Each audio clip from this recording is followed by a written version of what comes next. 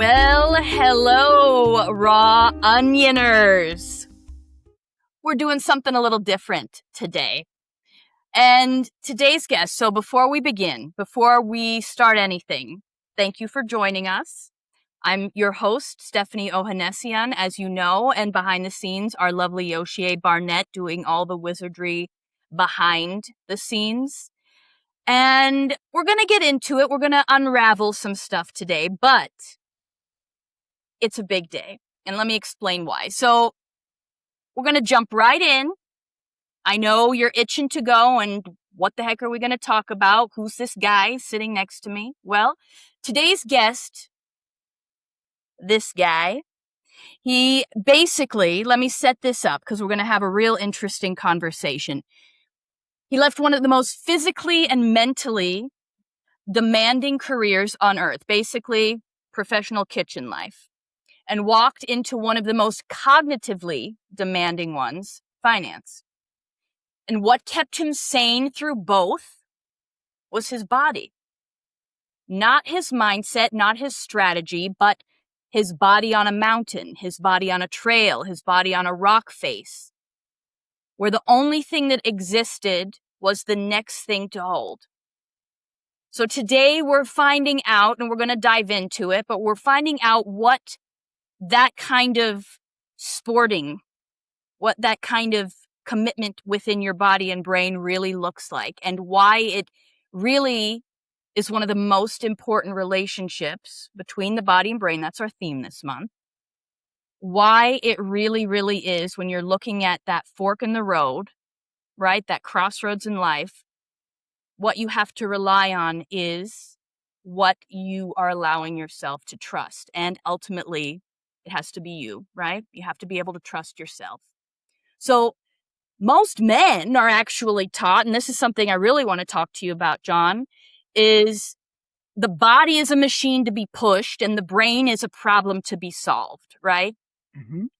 Jon figured out something different, that when everything in his professional life was telling him who he was supposed to be, his body on a mountain was the one thing that was telling him the truth. And I want to say, Jon's actually our first male guest on The Raw Onion, which feels right, because this conversation about body and brain is one I think a lot of men need to be having and are rarely invited to engage in that conversation. So I welcome Jon Butler, my dear friend, to The Raw Onion. Thank you. Yes, absolutely. We're glad to have you, my friend. We've known each other for years. We've worked together. We've adventured together. He's a dear, dear friend, and he's also made a huge, huge life transition recently. And I say that with pride because from kitchen to now finance mortgage broker, we're going to break down the career pivot and what he did throughout this process and is continuing to do that actually helps him get through and really succeed, right? So, Jon, welcome to The Raw Onion. Thank you. We're happy to have you, my friend. Absolutely. And we like to go on tangents. Him and I love to chat. And I wanted to ask you, so when we met, Mm-hmm. you were head chef and please, I want you to kind of share your illustrious resume with the audience, because it's not just any old kitchen life. Kitchen life is probably one of the most demanding, challenging careers. It can be. It can be. I mean, Explain. it depends. I guess it depends on what style you're kind of drawn to, right? And for whatever reason, I've been wired to want and like and pursue a challenge. And so, you get into a restaurant and realize that you learn everything, and I tend to learn quickly. And so, you get to the point that you know everything, and then you're like, all right, well, not everything, obviously, but you know kind of how the restaurant and how your station and how everything works and runs and flows. And then you say, okay, cool. Well, what's next? And then when there's not a next, then you find a harder restaurant, and you find a harder one, and you find a harder one.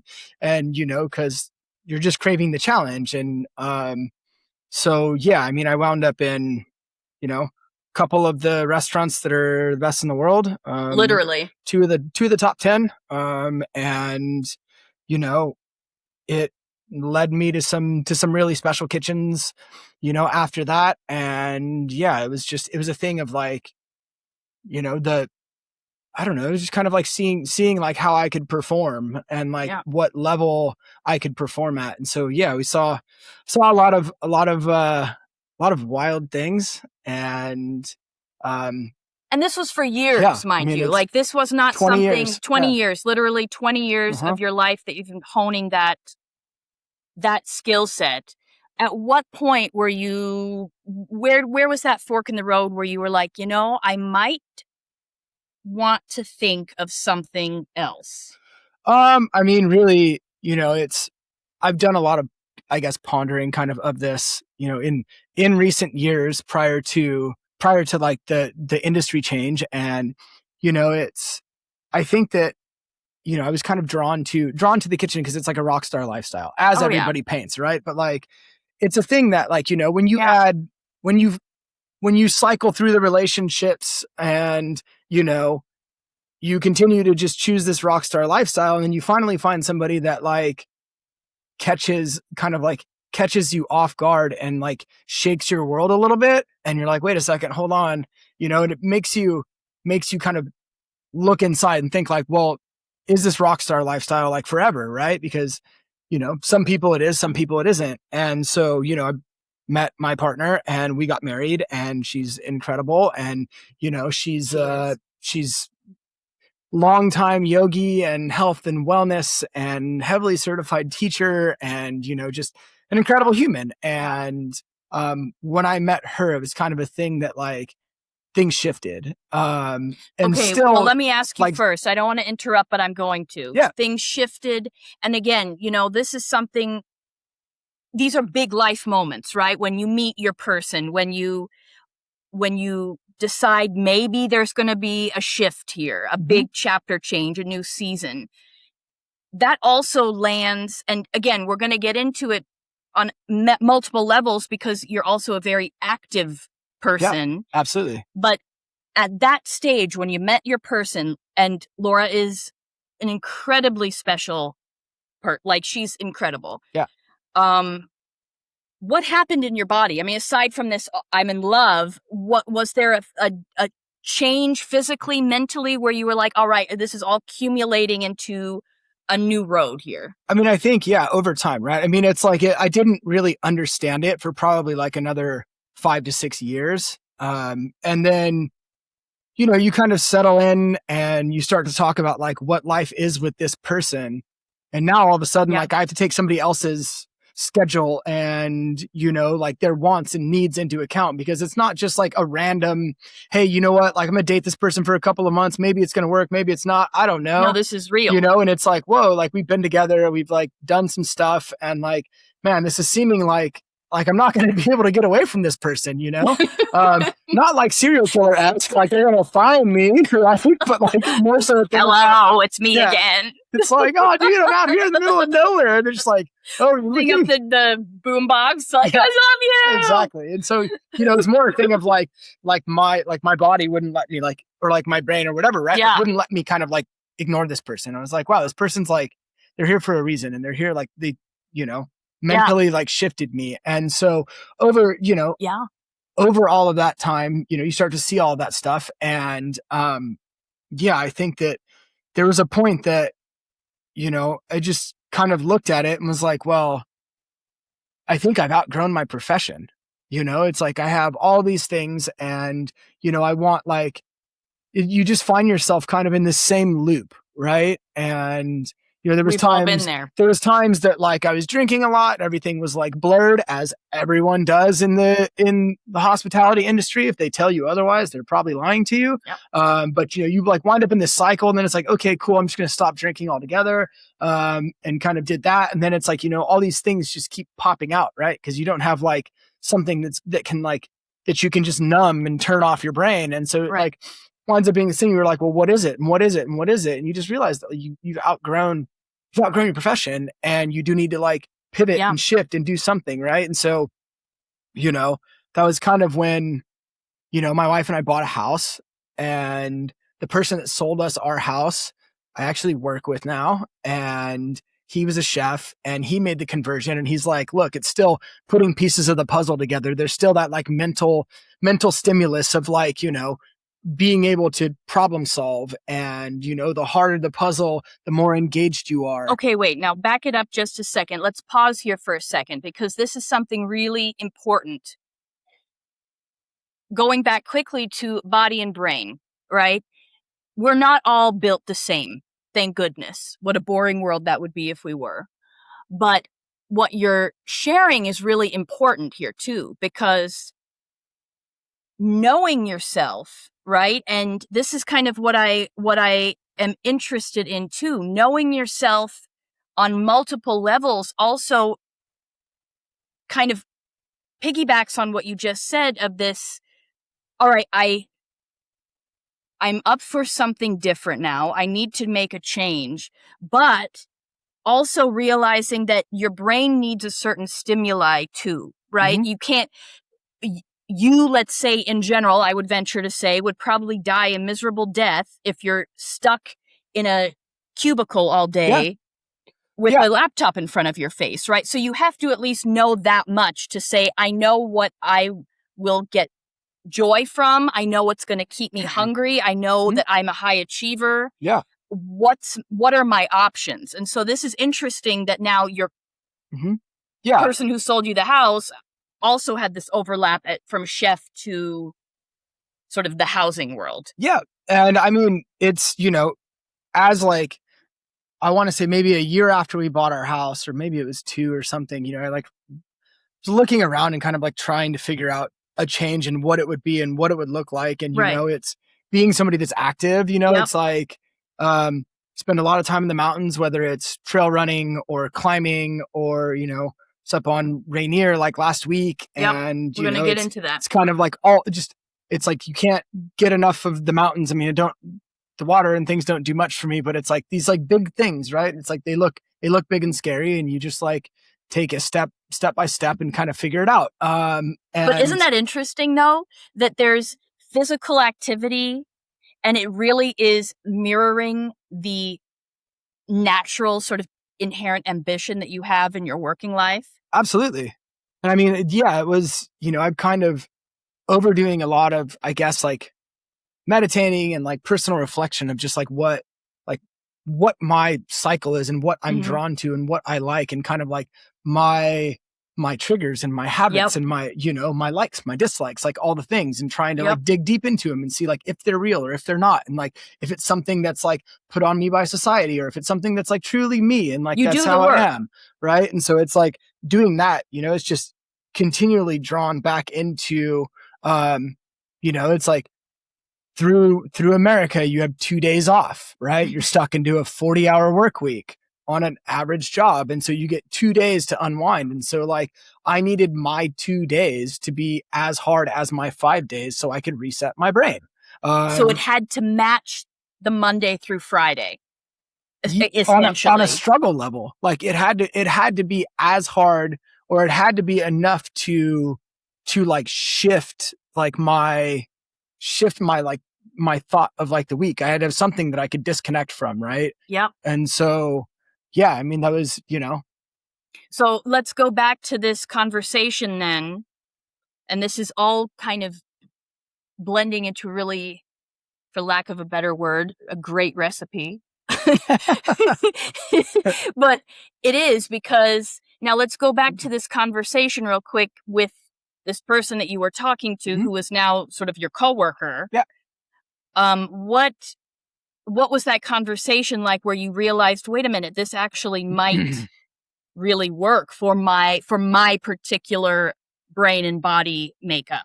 Yeah. I mean, well, talking to him and like, we kind of chatted about the industry that, and his conversion and what that looked like, and the struggle that he was going through in a kitchen, and everything was like mirroring everything that I was doing. Right. So it was like, oh, look at that. And I was like, cool. So, I started asking questions of like, like trying to figure out, like, does this person kind of perform at the same level as me? Yeah. And, not trying to see who was better per se, but like matching up, like, is is this something that like is intriguing? And so we basically got to the point that it was just like a big question mark, right? And he said, look, man, he said, here's the deal. He said, if you want to know more about this, he said, come and hang out with me for a couple of days and I will show you my world.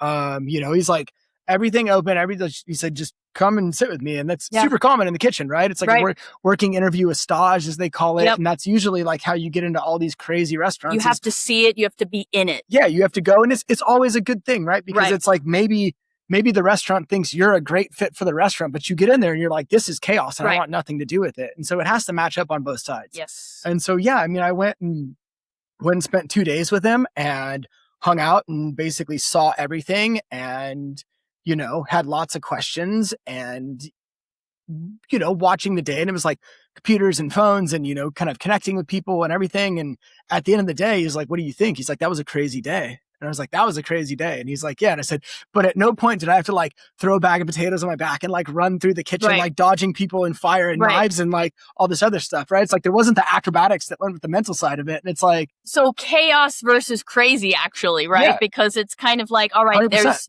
there's a tip of the hat to to getting you fired up, but it's a totally, totally different environment. Yeah, there's a weird thing for me that I realized that like if it's not enough of a mental challenge to do something, like I won't do it. I like turned off by it because I'm like, oh, that's like so easy for me, and it's like that's gonna be boring. And so it's like if it's something like I don't know, let's say it's like wash the dishes at home, right? I'm like, you do that in like 5 seconds, right? And so I'll wait until. Almost like my wife probably hates this, where there's like 4 or 5 chores, and then it's like, can I get all of these done in an hour? And so then there's like a goal and a timeline, and like, can I like knock this out in like, an expedited fashion? And then I'll just like internally have my own competition with myself of if I can do it. And so it's like, I don't know, it's like living in the struggle. It's like, it's good for personal development. Well, and see that's the point, right? And it's not saying that we all have to show up like this. This is a very specific I'm a weirdo. Journey. He's a weirdo. No, no, not at all. But it's about, and this is why I was so excited to talk to Jon, because he knows himself. He does the work on himself, but he also knows how he needs to show up in order to be the best version of himself. He's not trying to fit a round peg into a square hole, right? He's not trying to perform. I've tried to fit round pegs into square and holes. How did that work out? How'd that work out? I mean, it depends on the size of your hammer, but at the end of the day, it's a thing that like, you start to realize that it's forced. I mean, I've gone into restaurants where like I thought it was going to be great and amazing, and you're like, what am I doing here? Right? Yeah. You take an easier job for a higher paycheck, and then you realize that like you sacrifice all of your creativity, you sacrifice everything, and then you're just sitting there in this place collecting a check in some way that's like, sad and depressing. And like, then you're sitting there when it's not busy and it's not like this crazy environment, then like you're sitting there with your feelings. You're sitting there with like, how many of us have been there? Yeah. Right. Sometimes that's the worst thing to do, is sit with your feelings. I would venture to say that would be most of the time. And really, and again, I'm not coming down on anyone who is lost right now or trying to figure out their next move. I've been there. I've been frozen in what now? I think we all have, but this is something, let's talk about that. This is something we talk about a lot on the Raw Onion, right? How do you reset the brain? And the theme that we always go into and we keep coming back to is it has to feel safe. Your body and brain have to have this idea of safety, whatever that is, right? It's not a cognitive safety. It's something where you feel safe. And a lot of people stop before they freeze, right? That's why fight or flight is a thing. Most people freeze. I freeze. It's a challenge for me to unlock myself from that. And so what I'd like you to get into too, and it's this concept of taking action, right? And this goes into a lot of things where you have to take one tiny step. And even if it has nothing to do with your job, you have to have some kind of action that your body and brain do to move yourself forward. You have to have a propeller of some kind. And that's when your prefrontal cortex comes back online, right? That's when you can start making decisions. Not everybody is able to take action. So inherently, like Jon, but walk us through this. Again, these moments of change Mm-hmm. matched with your high stakes love of the outdoors. And again, apply this Yeah. how you will to your own life, guys, but where for you does it all come together in that I have to challenge my body, I have to see how far I can go in this area, and somehow that overlaps into your job, your career, your family? I mean, I don't know. There's, when you get locked inside, I mean, restaurants, right? Like you're inside four walls. Yeah. Um, a lot of the times there's no windows in the kitchen and, Right. You're kind of craving some variation of like, hey, what does it look like outside? You get a 30-minute break to go outside Right. and look around or to eat and get back to work. And so there's this thing, right? That like, I wanted to be outside and I had friends that were like, hey, kind of just reached out and they're like, do you want to go for a hike? And I was like, yeah, sure. And so, you like get out in the forest and you're like, oh my God, you're like looking up and you're like, these trees are humongous. And, it's like being inside of like a bay grove where like bay leaves are, Yeah. right? And it's like, you just smell it. It's like one of the most intense smells. And Yeah. you're sitting there and it's like dew on the leaves and it's like a warm morning and you're like, this is incredible. Yeah. And it's like, kind of starts to move you a little bit and you just start to like forget everything that that you've been like struggling with at work or this or that, right? And it's like you just get to a point where you're like, cool. And then, it's sitting down there, looking around, being like, Taking okay. yourself out of that environment, Yeah. forcing yourself into a new imprint, really. Yeah, absolutely. And it's like, so you start to feel kind of this change. And then it was a thing of, you get a phone call and you're like, oh, great. Yeah, getting called to work and you're like sitting in the middle of this beautiful forest and you're like, and so like all of the change and the shift from like what had just happened just went right out the window and you're like, okay, cool. I got it. It's like, I'm going to hack this system. You know what I'm going to do? I'm going to go out in the middle of nowhere. There's absolutely no service. And so you know what? Even if you want to call me, like you can't. And like, what are you going to say? You're mad at me because my phone didn't have service? Like, oops. It's a little hack, guys. And so where there's no cell service and reset yourself. Yeah, because you know what? No one can find you.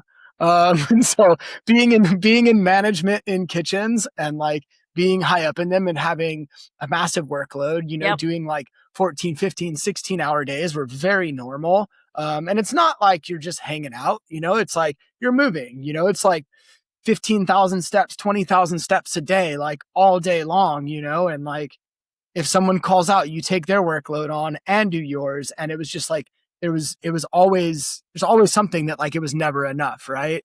And like the industry takes and takes and takes and takes. And then it does. And then when you get to a point that like, you like, I don't know, don't want it anymore, whatever. It just kind of like throws you to the side and like replaces you with like a younger generation. Right. It's like, it's really wild. But you kind of look at the whole thing and you're like, how do I get out of this? How do I get out of this thing that's like constantly moving in my head? What else do we need? Right. What's missing here? Did I put this order in? Like, did we order linens? Like, man, did this guy clean the restaurant right? It never ends. Last night? Like, am I going to get yelled at about this? Like, why would I get yelled at? Like, this is stupid. And you're just constantly like wake up in the middle of the night. You can't get out of it, right? It's like this overarching thing that just like hangs above you. And so you're constantly like high alert, high anxiety. The point that like, I mean, I wound up in the hospital, like with crazy welts, like all over my body. And, they were like, what are you allergic to? And I was like, nothing. And they were like, well, are you stressed? And I was like, no, man, it's just like go to work and like do my thing and come out of it. It's no big deal. And so I basically broke down my workday for them. And they're like, yeah, like you're under a ton of stress. And they did allergy testing and they did this and that. Everything came back negative. And they're like, cool, this is a stress response of your body telling you need to chill out. I was like, oh. And so that was like one of the times when it like shifted, right? And it was like so you start to look at like the things that like you can exhale in, right? And it's like getting out into nature, whether it's like the desert or the mountains or whatever it is. And it's just something where like, for me, I don't know why, but I mean, usually it's like big crowds of people in lots of places. Like it doesn't really help me like unplug, right? It's like, I want to be in the middle of a forest with like a couple of close friends or whatever and be kind of spaced out from people and just have my own vibe out there and like do whatever I'm doing and be able to like process whatever's going on in my brain. But I need like all of the noise from everything else to stop for that to be able to happen. Well, and that makes sense because, and again, guys, what Jon is describing in his particular experience is kind of the kitchen as a chronic sympathetic activation. Okay. And let me kind of explain that to you. It's basically the body, and this is something, obviously kitchens, and I know this as well, they are really breeding grounds for high stress, but that doesn't mean an office isn't. It doesn't mean that, so many jobs are high stress, right? So many. And the tricky thing is, what he's describing as a chronic sympathetic activation is actually the body in fight or flight, not as a response to a single thing, but actually the fight or flight response that never stops. And that's when you get yourself into trouble. It's this constant hum of chronic stress, chronic fatigue. And what goes on if you don't find a way, like Jon is describing to us, if you don't find a way to counter that, and we've talked about this in previous episodes, the gray matter in your brain literally starts to shrink. Because you're always on, you're always ready for that thing to happen, right? 100%. Always ready. And we're not designed that way. And eventually you're going to crack. And so what he is describing is really kind of a beautiful setup because he's acknowledging that he was always on, that the chronic stress was his baseline when it's really meant to be for emergencies only, right? And so imagine what your situation would have been like if you didn't have that outlet of climbing up into a mountain. It's crazy. Think about it. Yeah. Right? I mean, absolutely. That's kind of where we're getting at, guys, that the release has to match the reason why you need to release. So I think that's very interesting because you're also explaining that you knew that you needed to remove yourself even from the anxiety of having a phone ping. Yeah. I mean, it's like all of it, right? It's like you need to fully disconnect from like anything that would grab your attention and pull you back in, right? Because it's like, it's such a deep hole. And so it's, if you're spending 75% of your day, right, in one singular spot, it's like, that's your life. That's your entire life. And so, literally like a name comes up on a phone and it attaches to work. And before you've even read a text message or answered a phone call, you're like deep in a dark hole and you're like, this is going to suck. They're calling me into work. And they could just be like, hey man, do you want to grab dinner? Right. Right. But like, you've already made the story up. Yeah. You've already been like, dude, this is going to suck. I have to go to work. I have to cancel what I'm doing. Like, I hate this. I hate this person. I hate all of it. Like, why am I even here? And you just go down this deep, deep, deep hole, and then you pick up the phone. Right. Right. And you're like, why did I just do that? Right. I mean, I've seen a lot of people answer phone calls in really weird places. Right. I mean, and you're like, why'd you do that? It's like you just screwed up your entire mood. You screwed up your entire nervous system. Yeah, your entire day. Like everything about like how good of a time we were having. All the feelings, all the emotions, like went right out of the window because this one person called you. It's like, turn your phone off. Yeah. It's like, put it on airplane mode. Right. Whatever you got to do. Right. And that's the thing. Then you're creating the space for your body and brain to be totally present on the thing that's right in front of you. Yeah. When you're out there. Yeah. I mean, now it's what I've particularly gotten into. I guess over the past few yes. 5, go on. 8, 10 years. We're listening.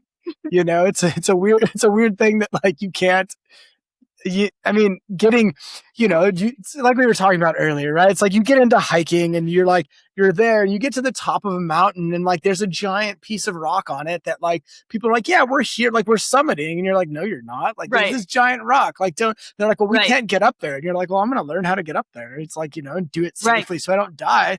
But then it's like, so you like venture into climbing and it seems terrifying, right? And like I challenge everybody on this podcast, go climbing outside, get about 50 to 60 feet off the ground on a rope, super safe, and like feel your emotions.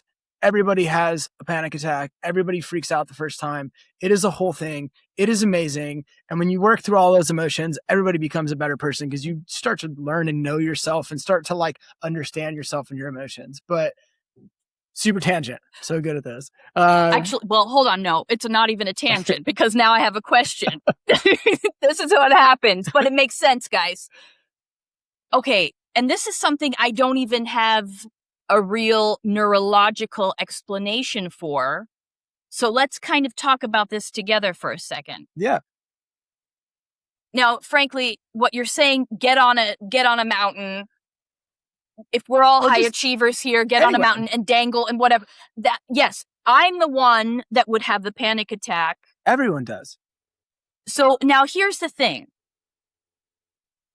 It's ultimately a good thing, right? Because your body is, I would venture to say, not just releasing a bunch of pent up stress and emotion and energy because you're hanging off of a rock, but that's a lot of the imprinted, pattern recognized stress that was living in your body from the work life, from the day-to-day rigmarole, right? Like it's all there, and when you're faced with something totally new, it's going to show up tenfold. It comes whether you like it or not. So tell us why this is such a good thing and why we should actually invite that experience in. I mean, your experience. I think it's something that,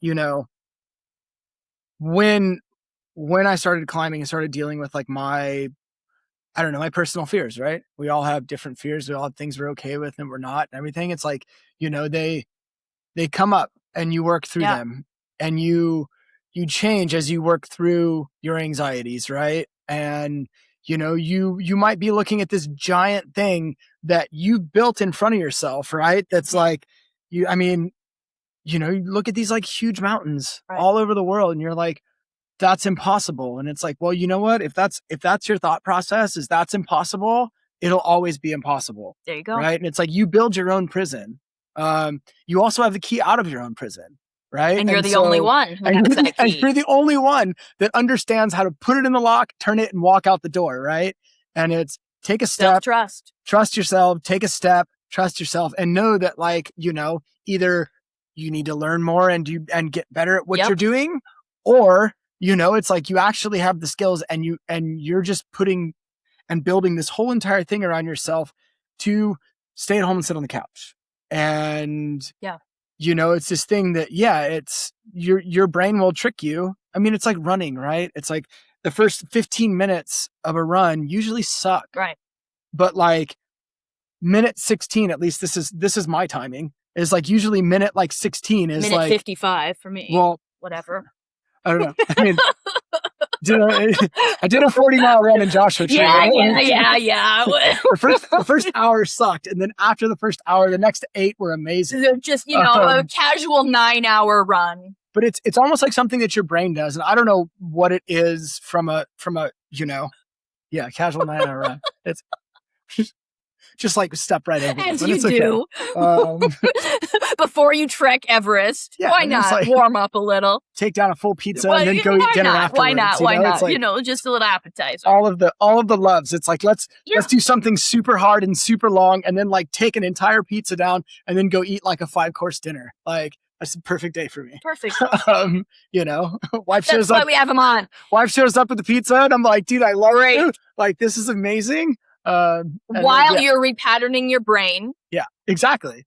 And it's like, yeah, by the time you ran 9 hours, but like, you don't have anything wrong. You've like organized and sorted everything out. Everything is like filed away. Exactly. And then you're like, great. And you're just like out there looking around, having the best day. When you realize that like all the animals aren't going to eat you and the snakes aren't coming to get you and like bears aren't just like rolling out of the forest. You're out of fight or flight. It's like, dude, you're just out there having a party, having the best day ever, right? And the best thing is you've now proven to yourself that you can do hard things. Yeah. Right? And I think it's 100% that. It's, self-doubt is real. Oh my God. And I think that it is. I think that it's something that, like what I was kind of alluding to about like the 15 minutes of a run, like, like your brain will put like a hard stop on you. Maybe not a hard stop, but it puts like a giant roadblock that's like in front of you. Because and like, it's trying to protect you. And I'm putting that in air quotes because it's actually doing a disservice to you ultimately. And it's like a thing that, it's like after the first 15 minutes, it's just kind of like, okay, we're doing the thing. There you go. And guess what? I'm still alive. I'm still safe. Yeah. And it's like, it's like you kind of embrace the struggle, or like, embrace the suck, as they say. Yep, embrace the suck. And then like as soon as that shifts, like it goes from like, I don't know, for me personally, it goes from like, I'm running and this kind of sucks, like, like a mile or 2 miles in, like, whatever. And then it shifts and it's like, oh my God, dude, I'm having the best time. Like, look at this, dude, we're into the forest, we're doing this, and this trail just like rolls, and man, we're going to run past this lake. I'm going to jump in the lake real quick and keep going. Like, this is just going to be, it's going to be like the greatest thing ever. And then we're going to be on top of this mountain soon and like be staring down at like, just like the most beautiful view. And, or we're going to go over here and like scramble up this rock real quick and like be up there. And then I'm just going to be sitting there. There's going to be like birds cruising by and like a breeze. I'm just going to be like looking out at the treetops. And it's this thing that like, you don't deserve the latter if you don't put up with the prior, right? It's like, well said. It's like, you got to get past, like, at least in my experience, and a lot of the people that I know that go outside, it's like, if you don't get past the first thing, like, you don't deserve the second thing, right? I agree with you. I agree. Well, and here's the interesting thing, guys. So how we're putting this example together, which is so profound, is the fact that your job is hard. You're burning out at your job. You realize that you're going to need a change. All of it is requiring you to operate at max capacity, right? That's a lot. But if you don't find a way to match it, that's when you're going to tank. And the thing is, what I think is really cool, and we know this now, what science tells us, is once you set your brain up to realize that you can do X, Y, and Z. And if you find something you love, right? For Jon, it's outdoors, it's climbing, it's that extreme challenge. If you love art, right? I would say tackle an incredibly hard painting that you've always wanted to do. Or if there's on the side of a mountain, on the side of a mountain, I would personally love to dangle and then Van Gogh myself into the side of the mountain. I don't know if anyone else feels that way, but like, do you see what we're getting at is that when you've succeeded then at getting to the top of that summit, you've now imprinted in your brain, I can do hard things. And it has nothing to do with your work. But now you've completely changed your physiology because now your body knows it can do X, Y, and Z more than you thought it could. Mm-hmm. Your brain can focus X, Y, and Z more than you thought it could, right? So now you've proven yourself in a totally different aspect that is totally setting yourself up for going back out into the working world and hitting it with all you've got, because now you know that you can do it. Because you can climb the mountain, you can paint the painting, you can whatever. I don't know how many examples, right? It doesn't have to be as exactly like Jon is saying, but like, do you really, aside from this great support you have in your relationships and your support system, do you attribute, let's say, this career pivot now into finance, into mortgage brokering, and having that be a pretty smooth transition from kitchen to finance? Do you credit your commitment to being outside as something that really was your through line during that Um, time? I mean, yeah, it's really, absolutely. Yeah. There's, I mean, my wife will say the best that like, if I can go maybe about 2 weeks ish. And if I've been inside and I haven't like gone for a run outside, like in the hills of the mountains or gone climbing or like, She'll notice. yeah, I get weird. Yeah. And I get like really bitchy and like really like irritable and she's like, dude, just go do the thing. Yeah. She's like, just like, Go. she's like, I know you have to go. Like my schedule's been crazy. Like, her and I Right. climb together and we like go do all this stuff together. And Right. if the schedules don't line up, then like, you're like looking for a partner and like, you don't just go climbing with anybody because like they're literally holding your life in their hands. That's the And whole so yes. it's like, and I don't, Right. I don't really go climbing by myself too much because that can Be safe. We're be not holding condoning crazy. soloing. No. Everybody's seen Free Solo. They understand. Find a buddy. Find a buddy for your breakdown. Yeah, there's ways that you can do it safely, but it's like heavily time committing and everything else. And it's like, yes, whatever. But, I think that like through like the outdoors and nature and everything, right? It's like really, I don't know. It's just like the thing that like constantly keeps me kind of centered, right? And constantly keeps me like, and it's like the I guess like continuing to go out and do the thing, even if it's like the same trail that I've done, right, a million times. It's for me, it's more so like I can organize my brain and my thoughts while like usually like while on a run. It like helps me kind of like shuffle everything around and like process stuff. And that's kind of that thing, right? It's like the first 15 minutes, you're kind of like, well, what are we doing? My leg kind of hurts and oh, this sucks. And oh, it's a little warm. And you're kind of like adjusting to whatever's happening. And then you just kind of like hit a point that like everything kind of like is cohesive. Yeah. And you're running and it's just like, it's very weird. I guess they call it the runner's high or whatever. I don't know. Right. Like my mind will basically kind of like blur out for a little bit and it'll just like process. And it's like, it's just a weird thing that happens. I don't really know how to explain it other than that, but like it takes that to happen. Like if I'm sitting on the couch, it's kind of like going back to what I was saying. It's like, it's not a difficult enough task for me to like organize my brain, I guess. And I have to like go out and do the thing to get my brain to like sort everything out. And, it's like some of the greatest things that I've like came up with, whether it was like dishes for a kitchen or, things that like are happening in my life now with like, being on a search and rescue team and like all this other stuff and like thoughts and it's another everything. thing. Right. It's like it all kind of like comes together usually like in the middle of all of these activities. Right. And when you kind of like disconnect from the anxiety from like your whatever's causing it, right? Whether it's work and a transition in between or whatever it may be, right? It's like when you can kind of unplug and disconnect from it all, and just let your mind give you everything that's like been kind of like, I don't know, I guess on the other side of the floodgates. Yeah. Like the dam behind the dam. It's like stuck in the dam, right? And it's like when all that stuff kind of like releases, then you can just like process it all. And then you're like, oh, and if people aren't calling you from a place that causes you a ton of anxiety, right, then you can actually process it. If you're by yourself and you don't have anybody else to talk to and you're just like out there doing the thing, right, and like you have the whole time that you're doing it to just be like, oh.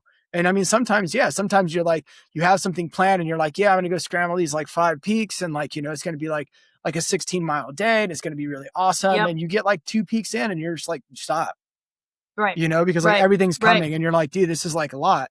Or you're climbing and you get to a wall and there's like so much stuff going on in your head that like, you get 10 feet off the ground and like, like slightly have a panic attack. And you're like, I'm not doing this. Like today's not the day. Today's not the day. And it's like, put the gear in the car and go for a hike. Right. Go walk around. But that also is a matter of listening to yourself too, right? It's not just let me push with no boundaries at all. 100%. And again, those are lessons that we need to learn in the working world too, right? Or in our everyday lives too. What do we talk about here all the time? Boundaries, understanding that there are ways to live without getting piled up on until you reach the point of no return. And really quickly, Jon, what you're mentioning, and this is something so important, guys, it's this neuroscience of a psychological and a physical challenge combined. And he's pointing at a specific, actually has a real name. It's a real neurological name. It's called allostatic loading, but in reverse. Okay? Allostatic loading in reverse. And it's basically when we voluntarily choose a physical challenge. And mind you, not everyone is going to be as capable right off the bat to climb mountains, such as my friend over here. I obviously wouldn't, You can do right? it. You can do it, Get it absolutely. done. You can. I Thank you believe for in that you. positivity. Somebody has to believe in you. I believe in you. You got it. He believes in all of us, right? But when the point is this voluntary challenge, and when it's a physical challenge that is voluntary, and that's the key word, voluntary, the brain processes it completely differently than an involuntary stress. So when you're engaged with something that you are doing mindfully, even if it's too hard today, your brain is telling your body you're still safe because this is something we're actually choosing to do. And then you're actually going to come out of it feeling like, okay, I've really accomplished something because you're doing it by choice. Even if it's, let's say, even when we had our guest on, Michelle, the other week with yoga, and Laura could speak to this too, Jon's wife. Even if you're having an off day and you push yourself into a pose and you go just a little deeper than maybe you had planned to go or that you mentally thought you could go, right? Do it. Voluntarily push yourself a little further, because that is literally the body releasing a specific cocktail of dopamine, norepinephrine, endorphins, and this brain-derived chemical compound is literally going to rewire your circuits. When you're getting that hit of, hey, I did it, congratulations, me, right? You're getting your dopamine, you're getting your epinephrine with your movement, and you're getting the endorphins because you're actually doing the thing. And all of that then starts to become normal to you because you basically built the trust in your body that you can actually say, brain's telling me to do it, I'm doing it, I'm succeeding, I win. Right? Would you agree with that? Yeah, absolutely. And I mean, I think that like even, in all of my like mountain pursuits and things, right? Like it's not always a win, right? And it's like understanding failure and understanding to work through that too, right? And it's like understanding that like, some things you don't know or control, and it's like being okay with that is a thing. And like, but yeah, it's like if you look at some of the mountains that, I don't know, not like, let's not say like the biggest mountains in the world, right? Because like those are all scary as hell. And so like it's like you get to something where you like look and it's like, I mean, I was telling you about one that's like up in Idlewild, right? That's like, I ran up and like, you look at it from afar and it's like this big kind of scary thing. And then you like get up to it and you're like, oh, there's actually like, there's actually a way up it, but from across the valley, you can't see it. And you have to do the thing, right? You have to get to it. You have to go through, you have to like go uphill. It's like a super steep, like 30, 40 degree uphill that you're just like marching up, and it's like not a trail, and you get to it and then you look and you're like, oh, you look at like, kind of what's in front of you, and then you climb up that and you get to a spot and you turn around the corner and there's actually like a gully that goes up the whole entire thing that you can basically walk to the top of. Right.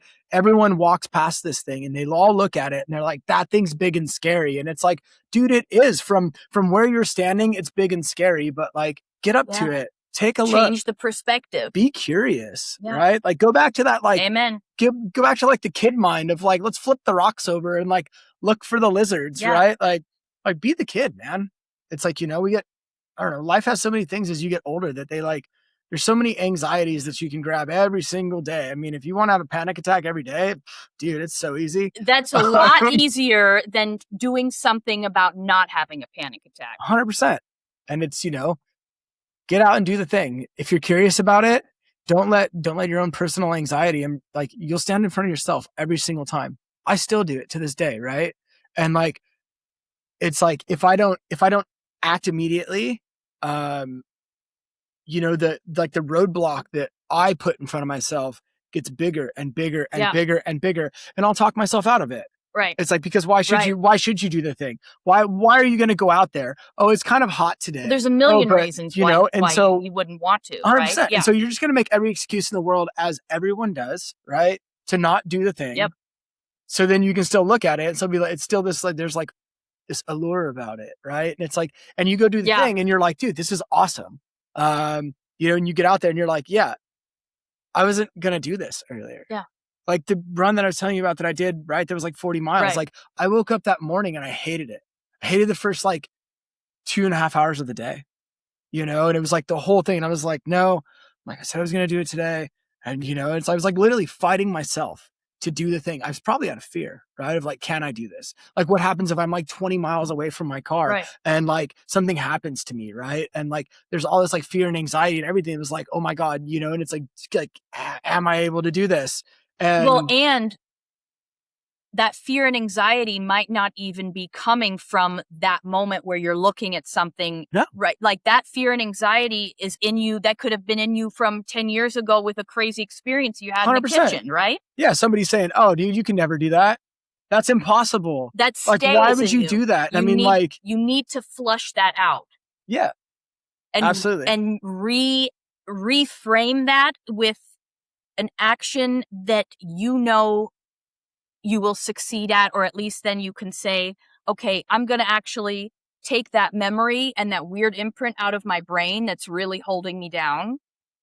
And I'm going to actually put something in its place, like being outside, finding a challenge for yourself and working towards overcoming that challenge. Then you've got a whole new brain. I mean, everyone's challenge is different, right? Of course. I mean, I started with like 2-mile hikes, and that was like my thing, right? And it's like, and then it kind of grows and develops, and you start to get used to the environment, and then you grow with it, right? And so a lot of the things that I've done have been skills gained over time in the activity. But it's, yeah, I mean, you look at the people that will judge somebody else because they're on a trail and they're like, let's say overweight or whatever everybody wants to put on them. At least they're out there. And it's like, what? They're better than the guy that's sitting on the couch. It's like they're taking the steps, they're doing what it is. And if they get 100 feet down the trail and that's good for them, dude, awesome. Yeah. Like, hell yeah, way to do it. Absolutely. Right? It's like, because maybe they get 150 the next time. Yeah. Right. It's like we all had to start. And it's like the most important thing is that you start. Yeah. Right. Because if not, then like, yeah, it's, you can look at it and it's like, oh, I mean, a curb in front of your house can be Mount Everest to you. Yeah.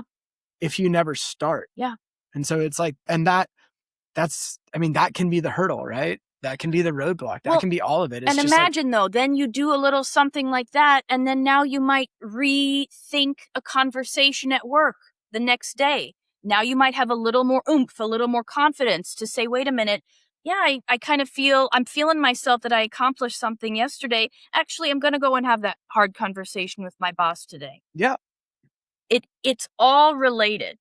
And so now going back to this somewhat and incredibly successful, of course, anything you set your mind to, you would succeed. That's just who you are as a human being. But like now that you are in a different field, tell me about how that transition, and now that you're in a different field that's requiring a new sort of version, kind of a new version of yourself, right? A new skill set. It is. How has that kind of relationship been between your sort of challenging yourself outside versus, okay, now I have a whole new job requirement that I have to imprint in my brain?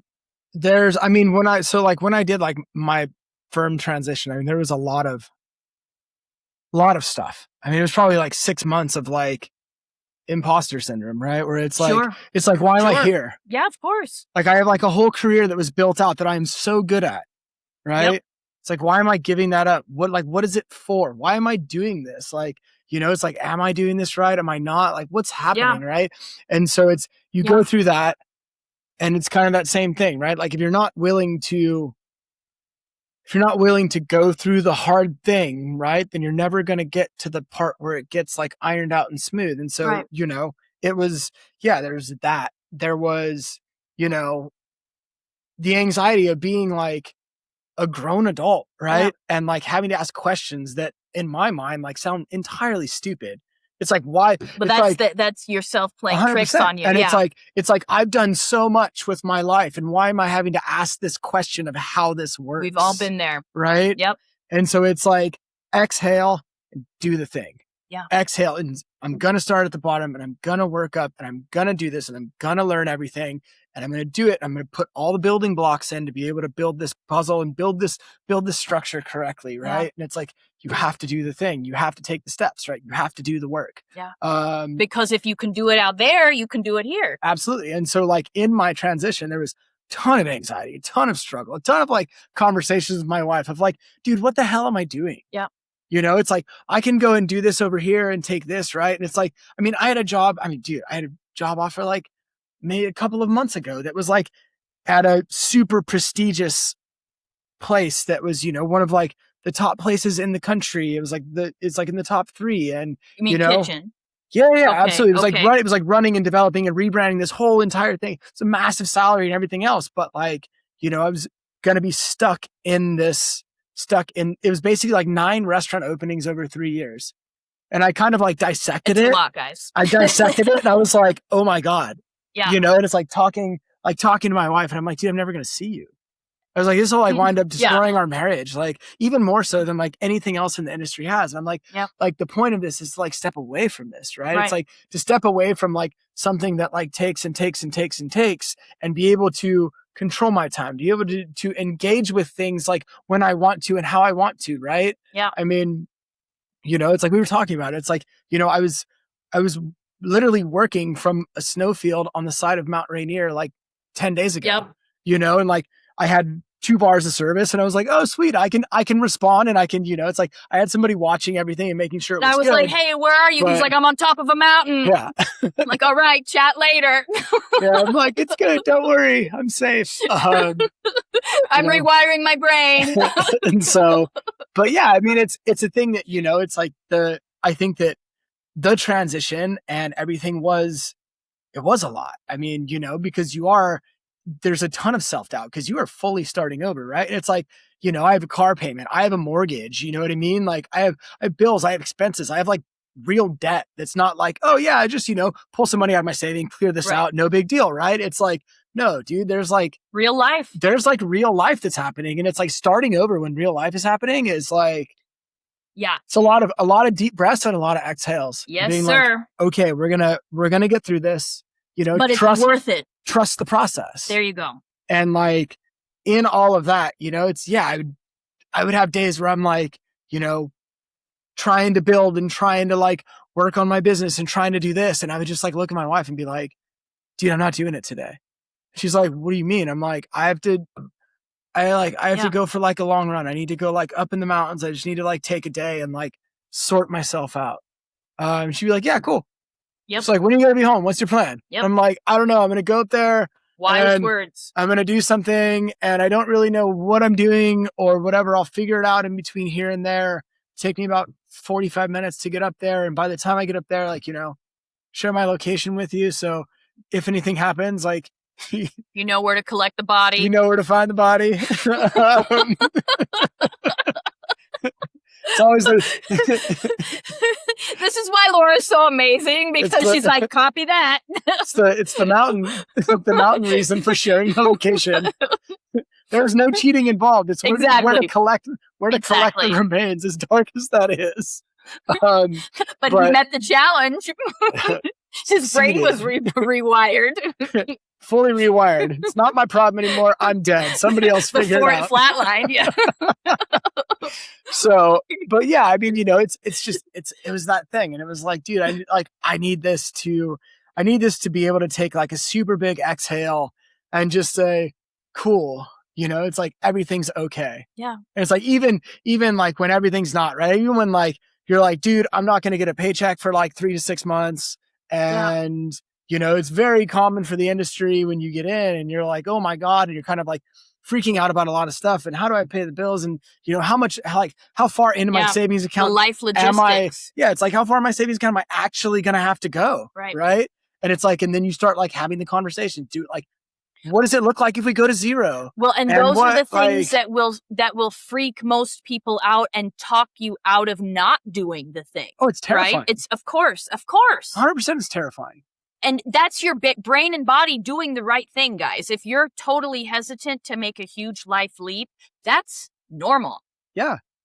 That's normal. But what Jon is breaking down is how to do it in a way that makes sense and to set your body up through that process so you can make logical decisions, right? If you're totally unregulated and freaking out internally, you're not going to make a sound choice. Yeah. So what do we talk about all this time? Regulate the body and the nervous system before you make the big decisions, before you go into the big meeting, before you make any kind of assumption that you can or cannot do something. Do step 1 first. Yeah. And then, to Jon's point, it sorts itself out. And that is when you trust yourself, everything around you kind of gets set up so you can match that. Right? Yeah, absolutely. I mean, I think there's this saying that came out, I don't know what it was, like a couple of years ago, where everybody just says like, go touch grass, right? There's like, there's like, there's so much more to that. It's like it can be like such a deep thing, just being like, instead of just being like, go outside and touch the grass. It's like, dude, like, it's deep.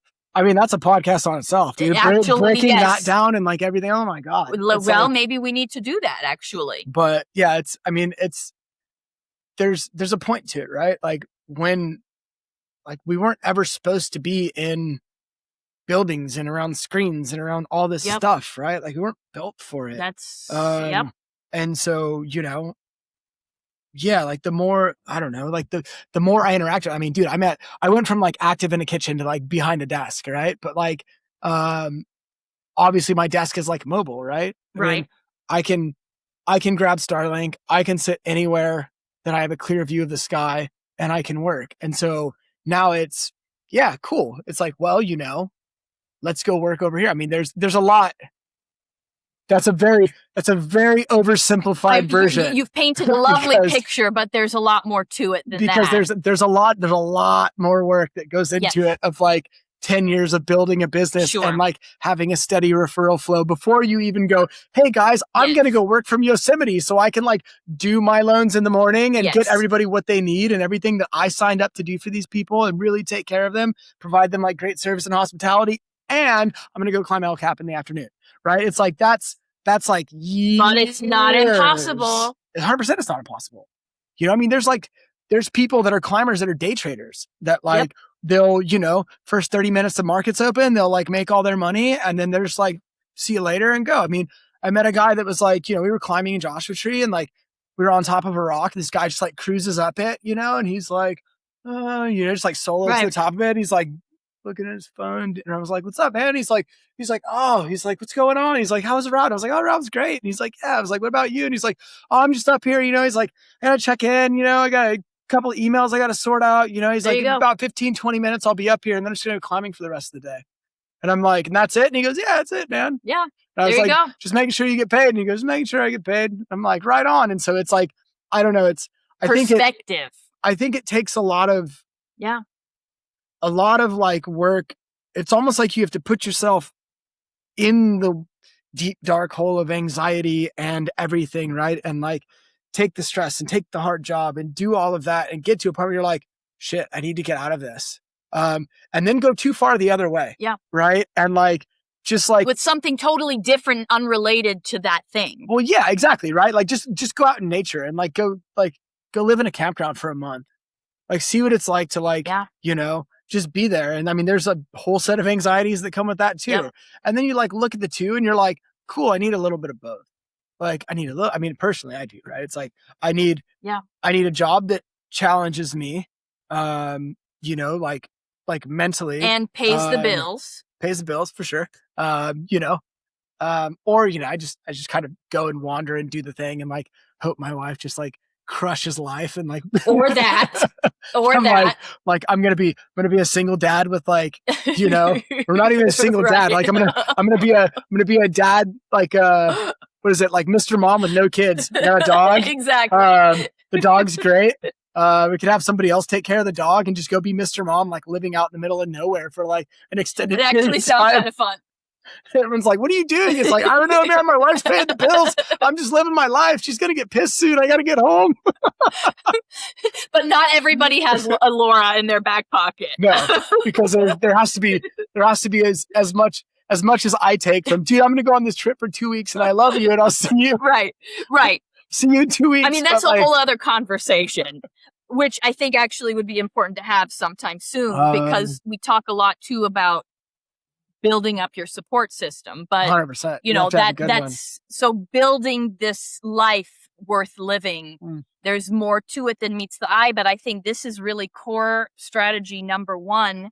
Find something of equal challenge and master it, and do that thing that you love, and challenge yourself and trust yourself that you can achieve it, and that's going to spill over. So as we wrap up today, Jon, and obviously we're going to have you back on again there's a lot to talk about, but as we wrap up today, this sort of the matching of the career, the change of the career, and then this search for yourself on top of a sheer rock face. It's just the disconnect. Like the disconnect has to be as hard as like for me, right? It's like, if I'm going to plug in on something that I don't fully, I mean, passionate about food and kitchens and everything, right? But like they do as much damage to me as they do good. Yep. And so it's a thing, if I'm going to plug in on something that like that's not like the greatest thing ever for me, I need to be able to unplug doing something that's the greatest thing ever for me, right? To stay in the center, right? It's like you look at pH, you look at balance in all things like yoga related and everything else, right? And it's like you can go too far left or too far right, and they're both bad, right? It's like you need a little bit of good and a little bit of bad to stay exactly where you're at, right? And to move forward. And to change and to grow, right? It's like, yeah, it's a whole thing, man.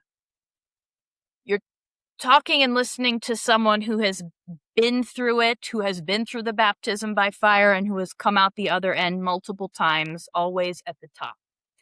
So I've seen some shit. Yes, you have. Yes, you have. And that's why we want to talk to people like Jon, right? Because it's not just talking, it's the people who walk the walk and talk the talk and come out on the other end and learn something and then share it back to us. And I can tell you without a doubt, if and when, and I will be at some point in the housing market, this is the guy I'm calling, because you will never find a more grounded mortgage broker who actually operates on all levels, body, mind, and soul. And that's what you want when you're making the biggest investment of your life. Is that not true? So, Jon, where can people find you? Because I think that's something important, that people have someone that they can trust when talk about challenge and scary stuff. Yeah. Home buying is probably at the top of the list. It definitely can be. Without the right person to represent you, it can be a scary situation, right? Yeah. I mean, it's like anything else. You want to be informed, you want to be knowledgeable, and you want to have somebody that can answer your questions thoroughly and kind of meet you on the language that you speak, not the finance language, right? Because it's like fully learning another language. Yeah. And so, it's essentially like what I do for my customers. If you're an accomplished investor and you just want to breeze through something, cool, I got you. If you're a first-time home buyer and you aren't sure and you have a million questions, cool. That would be me. I got you. Yeah. Right? It's like, I think honesty and transparency through and through is like really what builds a good relationship or a good broker.